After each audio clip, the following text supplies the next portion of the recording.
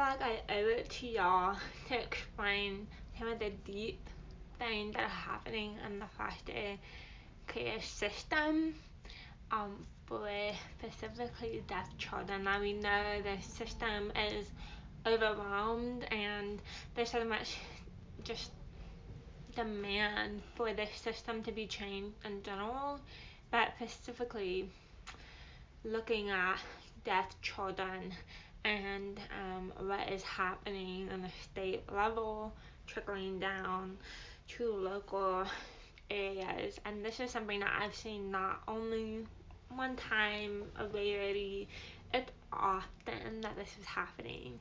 And my heart for foster care started for deaf children around the time I was probably 14, and that is when my heart started burning, knowing that one day I would start the silent organization. So my father is a lawyer who many times would be court appointed to represent the children in CPS cases. So he would represent them, protect them, fight for them. And one day he came home just heartbroken, and he does a very intense job every day and deals with very many just awful situations, but this time it was different because it was a deaf child who had been neglected and abused, was not being given these resources that he needed. The CPS workers had no idea what to do. Well, sadly, till now, it's the same situation. It's awful. So my heart just realized that because I was born where I was born, my life was so different than what it could have been. That God, He had a very different story for me. Thankfully, it's to go back and remember that first heartbreak of deaf children being stuck in the system. And just hearing that story from my father, I knew that one day I would be on that battleground, and I have avoided it. I've not wanted to face the realities of what's happening, but finally it's to the point that it's so often on either side that we are seeing that many of our children have been placed in the foster care system while we were having them in our caseload. They all of a sudden do come under CPS care and the words of the state.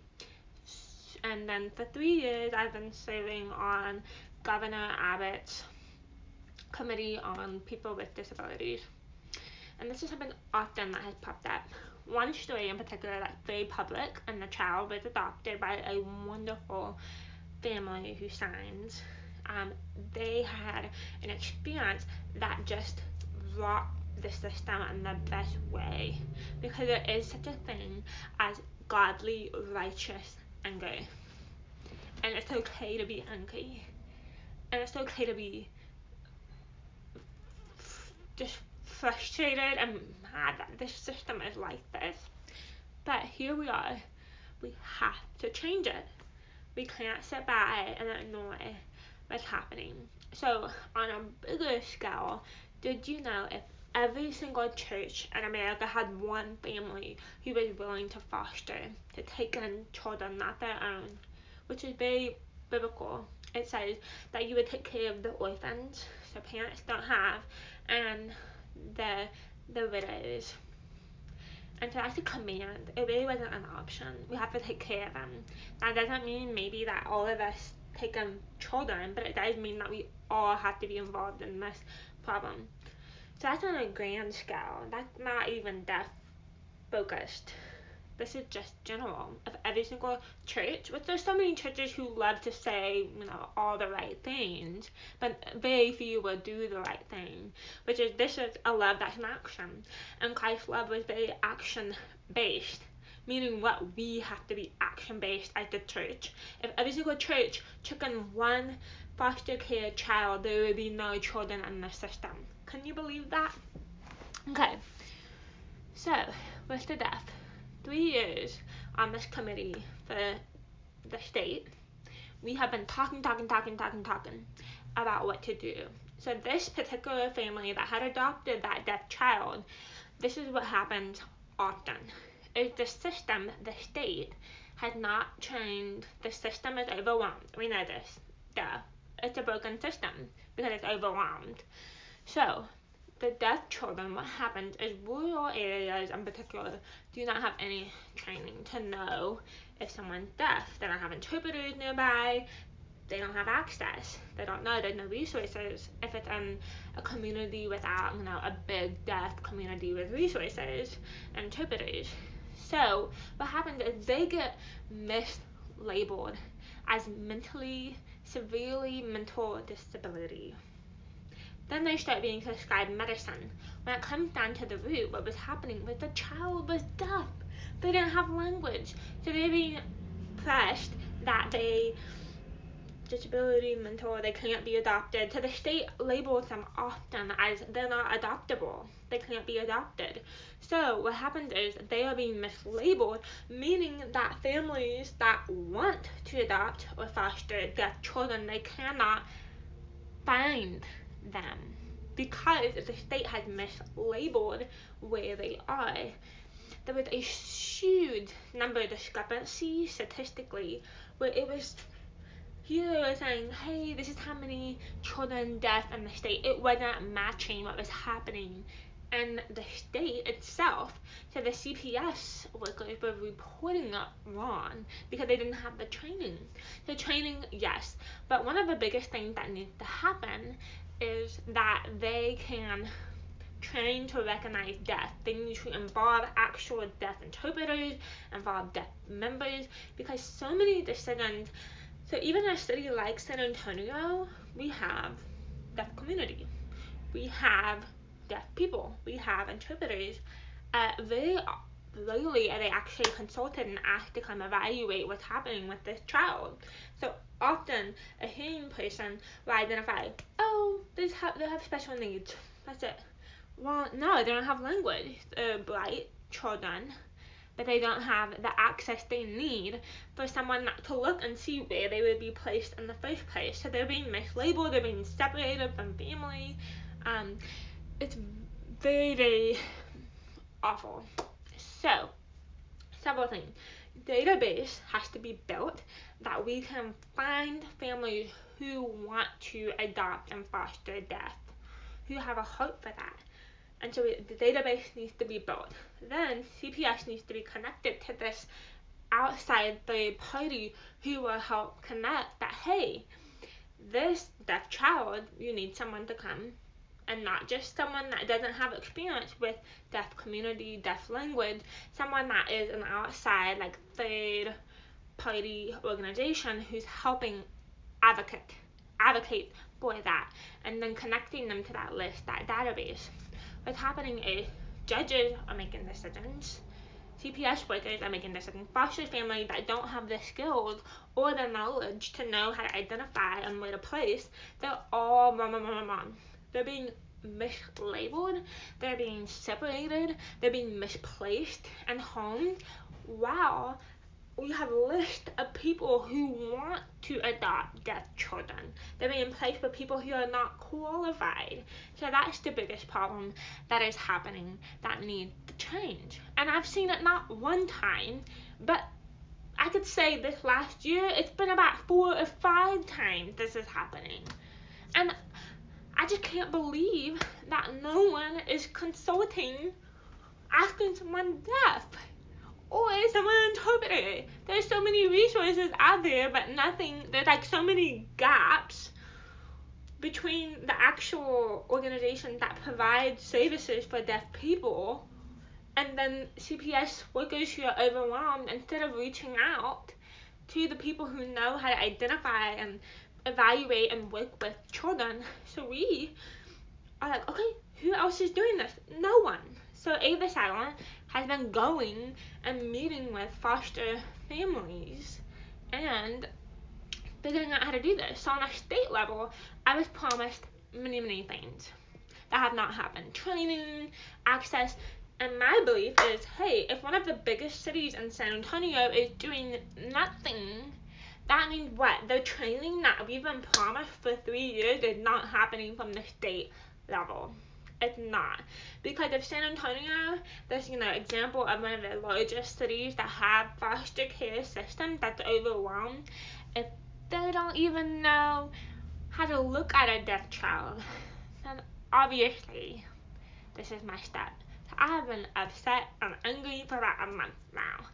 And it's been a longer battle since I was 14 of realizing that God was going to drag me into this kicking or screaming.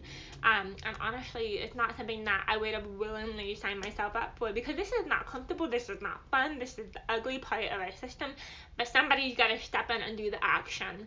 And once again, people who were really not the church at first are the ones stepping into it.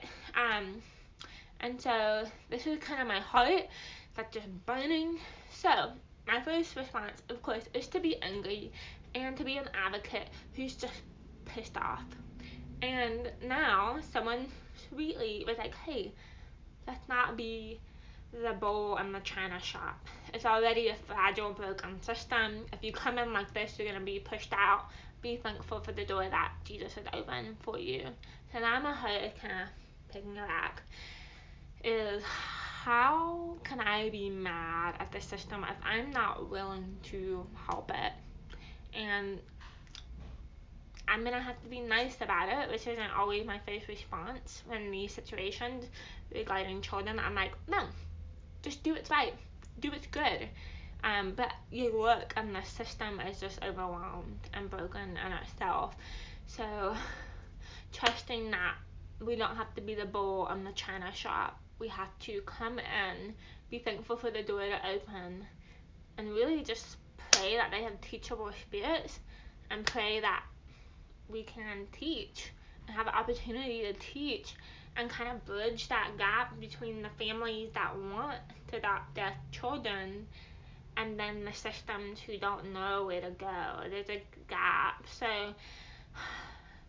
but as a nonprofit, we are overwhelmed. Like, we are opening these doors as fast as we can, and we don't have the resources to do this. So I'm asking, lastly, that you would give resources and treasure so that we can continue this mission. And now we're just realizing this whole system that we need to help in, that no one knows what they're doing here. And so it's just been overwhelming. So what I'm asking for is that y'all would partner. If you can't do something, then partner with people who can. And I guess it's us. Okay, God, I guess it's us. So just be with us as we figure this out, because it doesn't seem to be going away. It seems to be intensifying and becoming worse. And so we just ask that you partner with us as we figure out what's next, of how we are going to enter into a very broken system, and how we're going to advocate for deaf children here, because it's a whole different battleground.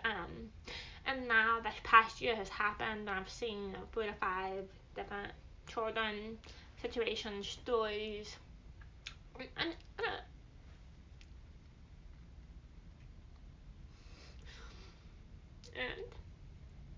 I just never would have guessed this would have been such a burden. I'm just angry, and we need people to step up, and we need people to want children, and we need the system to be aware and willing to be taught of how to identify and find them and place them into the homes that they need. And that's what's happening. So, thank y'all for listening. I'm frustrated and angry, and I know that He's a God that vindicates. And for those who have hurt these children, what a weighty thing I would never want to be on me.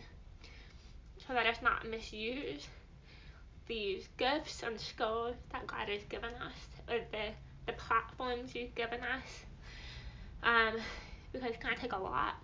And I just know that the recent home I went and visited, I'm like, God, I'm sitting in the thick of what you're about to ask me to do, and I don't want to do it. But I'm gonna say yes. I don't want to. I'm gonna say yes to be a solution to this. So thank y'all. Happy New Year. Once again. Bye bye. Thanks.